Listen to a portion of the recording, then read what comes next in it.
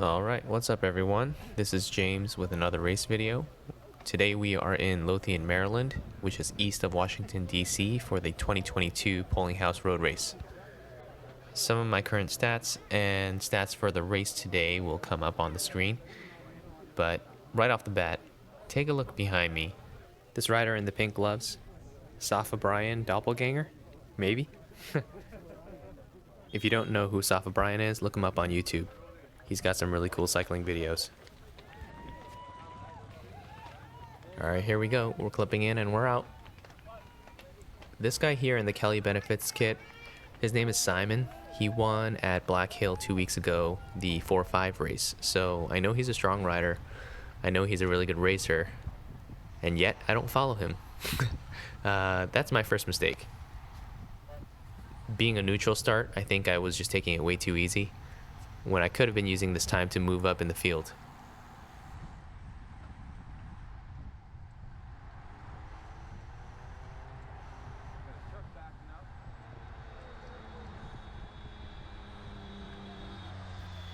Now, this was a little bit distracting too.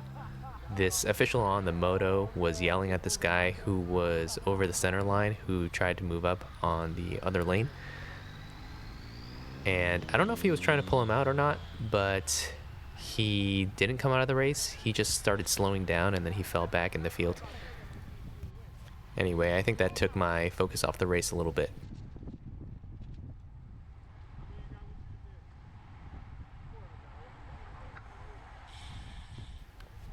I want you to make a mental note of this little guy on the side of the road here because he's going to show up in a little bit.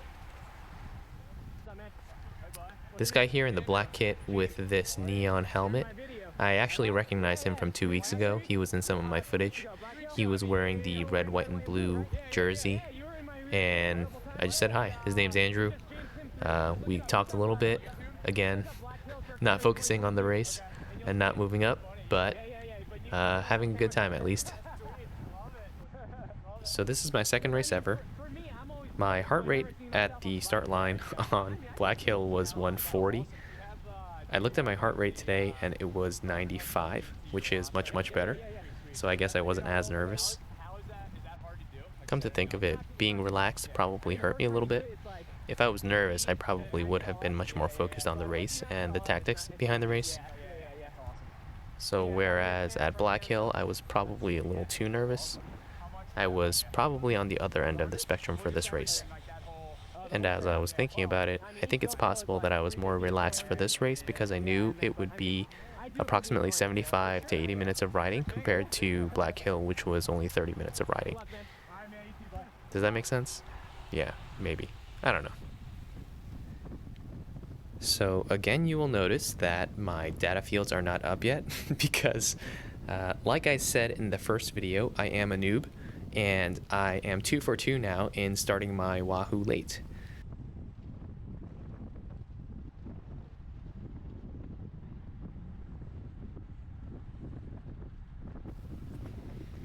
My goals for the day were to ride safely, enjoy the ride and race, and to learn from the experience. And this cool guy behind me, his name is Nick. He is actually my neighbor and friend. We've started riding a lot together, and he's a strong rider, and this is actually his first race ever. Let's talk about the weather a little bit. I think it played a little bit of a role in today's race. When we were warming up, it was probably somewhere around 38 degrees, so it was pretty cold. We are layered up. A lot of people are wearing cold weather gear. The race start was actually delayed about 30 minutes because of some construction or something that was happening on one section of the road. And that actually meant the temperature was somewhere around 42 degrees, I would say, when we were racing. The wind today is blowing from the west or northwest, so actually on this side of the course, the wind was coming from our left, which also means that on the bottom part of the course, we were riding somewhat into a headwind. Overall, though, the wind didn't play much of a factor today. It was definitely more the cold that was of bigger concern. You're on the wrong side of the road. If you saw my last video at Black Hill Circuit Race, this is Anthony in front of me. He is the guy that I pipped at the line.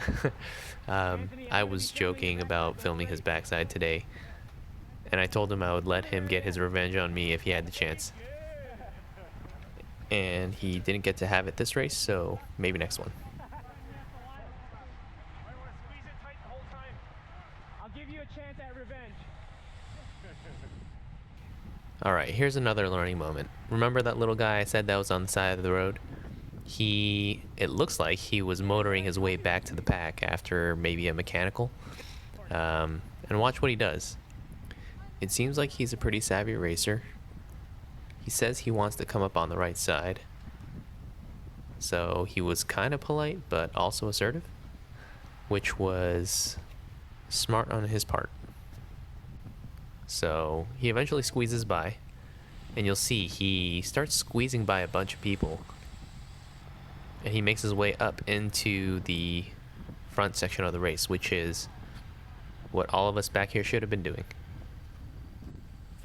I don't know who he is. He looks like a junior racer, but he clearly has some race experience, and he's actually pretty good at bike handling. Look at him go.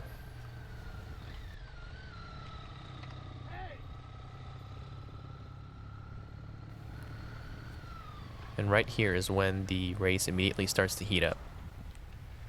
People must have been flying off the front or attacking up this hill, and all of a sudden the race is getting much, much faster. Now I'm stuck in the back again, so now I gotta find a way to move up. So I take the next few minutes to try to make my way up, and I try not to panic, just try to make my way through the field.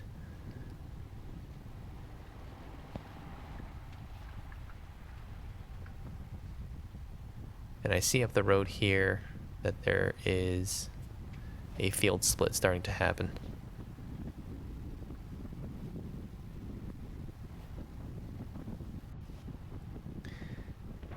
I knew that if the field split, the front group would probably ride away for the rest of the race.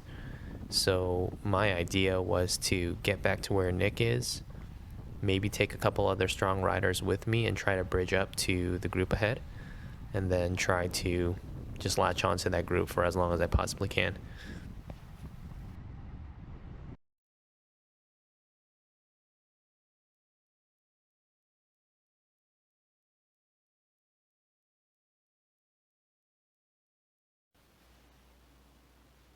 Alright, so I make contact with Nick here. We're still riding up to another group ahead of us. I tell Nick that we have to get up there.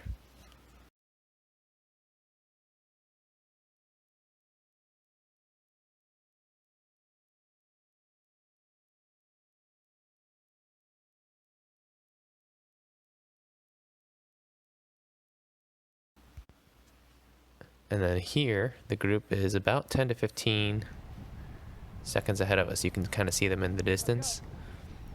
And I tell Nick, let's go. And I say, hop on to Andrew and put in an effort to try to bridge up to that front group. Andrew pulls through pretty hard here. Almost rips my legs off. And nobody else pulls through. So I did a good amount of work to get through the field, to even get to this point. And you can see my heart rate is currently around 193, so I'm definitely suffering here. And again, as a reminder, my max heart rate is somewhere around 200. No one's helping? Yep. No, let that guy get a pull. Let Black get a pull. Yep. But the front group is still only 10 seconds ahead. Come on, take a pull, bud. And I try to carry my speed through this corner as much as I can.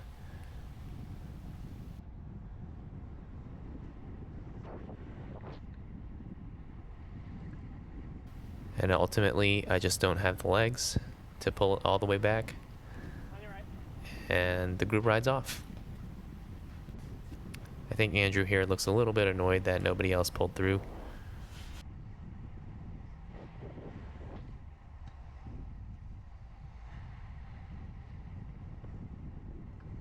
We ride pretty hard for the rest of the race, and we pick off a few riders here and there.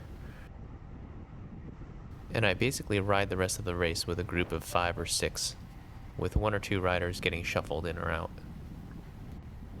The only other noteworthy things that happened in the race was that one of the riders in our group was making some really wide and sketchy turns.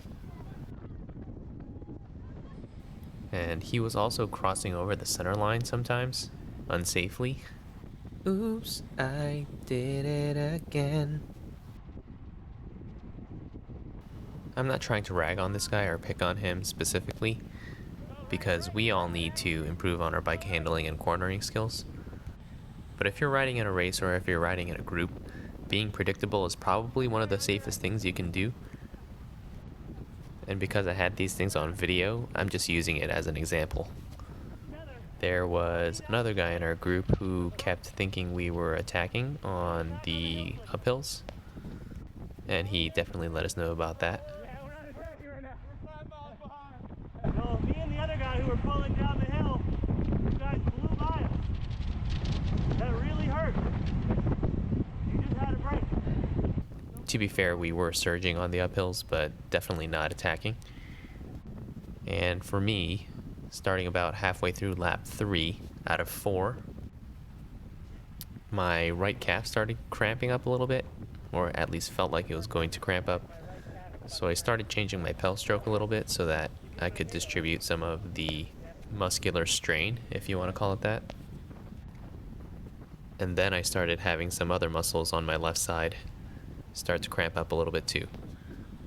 So for the last 10 miles or so, I was struggling. I was digging my finger into my muscles, trying to loosen it up as I was pedaling. And I basically just stayed on the back of the group and just tried to stick with them as best as possible. So there are 4 possible reasons that I can think of that caused some of that cramping. The first one could be that it was just a little bit cold outside, but I'm guessing that probably contributed the least.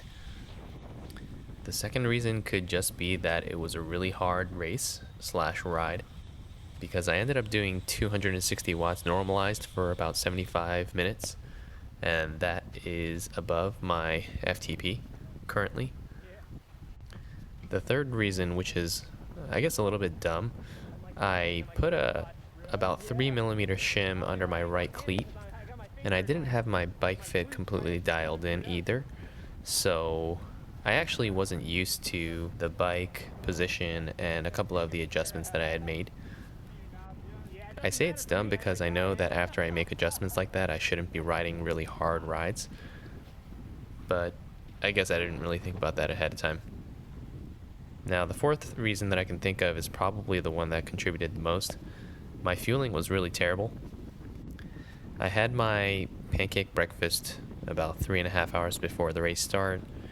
I had a couple small snacks about an hour out from the race. I had a gel before the race started, and I only brought 1 gel with me during the race, and I actually took that after I had started feeling like my muscles were going to cramp, so I was definitely behind on that.